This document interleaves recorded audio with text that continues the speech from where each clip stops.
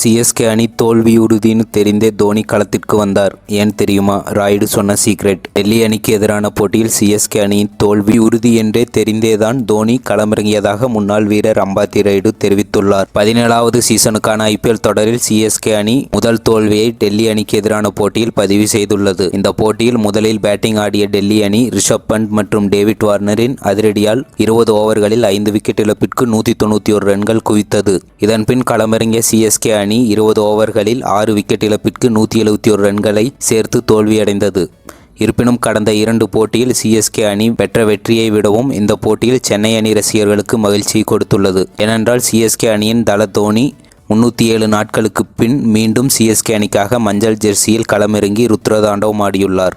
இதனால் தோல்வியை பற்றி கூட சிந்திக்காமல் சிஎஸ்கே அணி ரசிகர்கள் கொண்டாடி வருகின்றனர். இந்த நிலையில் தோனியின் ஆட்டம் குறித்து சிஎஸ்கே முன்னாள் வீரர் அம்பாத்தி ராயுடு பேசுகையில், தோனியின் இந்த ஆட்டத்திற்கு பின் எனக்கு சில விஷயங்கள் தோன்றுகிறது. இனிமேல் தோனி நம்பர் 8 களமிறங்க மாட்டார் என்று தோன்றுகிறது. நிச்சயம் நம்பர் 6 களமிறங்க அதிக வாய்ப்புகள் உள்ளது. அவர் களமிறங்கும் போது ஆட்டம் கைமீறி போய்விட்டது என்று நிச்சயம் புரிந்திருக்கும். அதனால் தோனி இந்த போட்டியை பயிற்சி களமாகவே பார்த்திருப்பார். ஏனென்றால் பிளே ஆஃப் சுற்று போட்டிகளில் இது போன்ற சூழல் வருவதற்கான வாய்ப்புகள் இருக்கிறது என்பது தோனிக்கு நன்றாக தெரியும். அதனால் தோனி தயாராவதற்காக இந்த போட்டியை பயன்படுத்தி கொண்டுள்ளார். சிறந்த பவுலர்களுக்கு எதிரான யாக்கர் போன்ற கடினமான பந்துகளை எதிர்கொண்டு ரன்களை சேர்க்க முடிகிறதா என்று அவருக்கு அவரே சோதனை செய்து பார்த்திருப்பார். இந்த இன்னிங்ஸ் பின் தோனி முகத்தில் மகிழ்ச்சியை பார்க்க முடிந்தது. நிச்சயம் அவர் நம்பிக்கை அதிகரித்திருக்கும். இந்த இன்னிங்ஸ் பின் ஒவ்வொரு அணிகளும் நிச்சயம் பீதி அடைந்திருப்பார்கள்.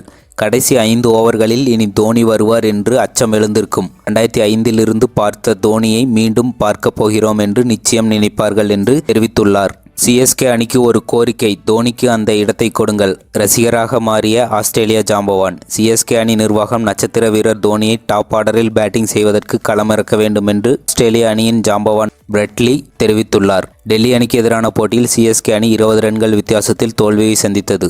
இந்த போட்டியில் வெற்றி பெற்றது டெல்லி அணியாக இருந்தாலும் மைதானத்தில் அதிக கொண்டாட்டத்தில் ஈடுபட்டது நவோ சிஎஸ்கே அணிதான். ஏனென்றால் கடைசி 20 நிமிடங்களில் சிஎஸ்கே அணியின் தோனி ஆடிய ருத்ரதாண்டவம் ஒவ்வொரு சென்னை அணி ரசிகர்களையும் உற்சாகமாக்கியுள்ளது. 16 பந்துகளில் 3 சிக்ஸ் 4 பவுண்டரி உட்பட 37 ரன்கள் எளிதாக விளாசி தள்ளினார் தோனி. கிட்டத்தட்ட 307 நாட்களுக்கு பின் களமிறங்கிய தோனியின் ஆட்டத்தை பார்த்ததே போதும் என்ற மனநிலையில்தான் சிஎஸ்கே அணி இருந்தனர். ஆனால் தோனி அட்டாக்கிங் கிரிக்கெட்டை ஆடி ஐபிஎல் திருவிழாவை அடுத்த கட்டத்துக்கு கொண்டு சென்றுள்ளார். அந்த சீசனை காட்டிலும் இந்த சீசனில் தோனி பேட்டிங் வரிசையில் இன்னும் கீழே கொண்டு செல்லப்பட்டுள்ளார். கடந்த சீசனில் 6வது வீரராக களமிறங்கிய தோனி இந்த சீசனில் 8வது வீரராக வருவது ரசிகர்களிடையே சோகத்தை ஏற்படுத்தியது. அது மட்டுமில்லாமல் தோனி 8வது வீரராக வருவார் என்று தெரிந்தால் பல்வேறு அணிகளின் ரசிகர்கள் தோனியை கிண்டல் செய்து வந்தனர். எல்லாவற்றிற்கும் சேர்த்து தோனி தரமான பதிலடி கொடுத்துள்ளார். அது மட்டுமில்லாமல் சிஎஸ்கே அணியின் ரன் ரேட்டை காப்பாற்றும் வகையில் அபாரமான இன்னிங்ஸையும் விளையாடியுள்ளார். இதனால் சிஎஸ்கே அணி ரசிகர்கள் பலரும் அடுத்த போட்டிகளில் தோனியை கொஞ்சம் டாப் ஆர்டரில் களமிறக்க வேண்டும் என்று சிஎஸ்கே அணிக்கு கோரிக்கை வைத்து வருகின்றனர். இந்நிலையில் ஆஸ்திரேலியா அணியின் ஜாம்பவான் பிரெட்லியும் ரசிகர்களைப் போல் சிஎஸ்கே அணிக்கு கோரிக்கை வைத்துள்ளார். அதில் தோனி இந்த இன்னிங்ஸில் கண்டபடி எந்த ஷாட்டையும் விளையாடவில்லை. அத்தனையும் சரியாக மிடில் பேட்டில் அடிக்கப்பட்ட ஷாட்கள். இதனால் தோனியின் பேட்டிங் இன்னும் அதிகமாக பார்க்க விரும்புகிறேன். அவரை சிஎஸ்கே அணி டாப் ஆர்டரில் களமிறக்க வேண்டும். அவர் இப்போது சிறப்பாக விளையாடுகிறார். அவரால் இன்னும் சரியாக கிரிக்கெட் புரிந்து முடிவு எடுக்க முடிகிறது. அதனால் சிஎஸ்கே அணி நிர்வாகம் தயவு செய்து தோனிக்கு அதிகமாக பேட்டிங் செய்ய வாய்ப்பு அளிக்க வேண்டும். கவர் திசையில் அவர் அடித்த ஷாட் மிகவும் கடினமானது. அவர் இப்போதும் அந்த ஷாட்டை சரியாக அடிப்பது ஆச்சரியமாக உள்ளதாக தெரிவித்துள்ளார். நன்றி. இந்த பதிவுகள் உங்களுக்கு பிடித்திருந்தால் கமெண்ட் பண்ணுங்கள், ஷேர் பண்ணுங்கள் மற்றும் சப்ஸ்கிரைப் பண்ணுங்கள்.